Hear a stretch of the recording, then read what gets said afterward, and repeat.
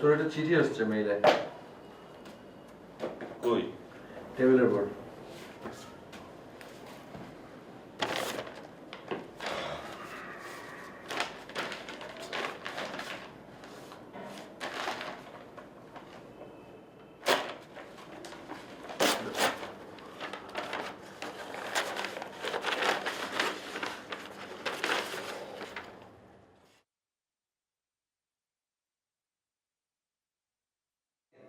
সাপ্তাহিক সুবর্ণ হেমন্ত সংখ্যা।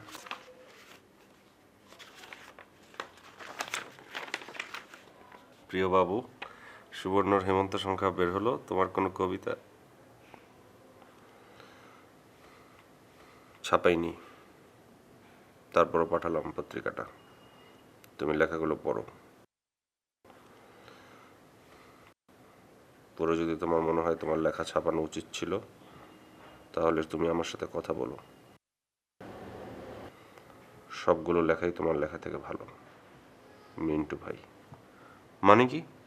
কবিতা ছাপানি ভালো কথা, এটা আবার চিঠিতে লেখা পাঠানোর কি আসছে?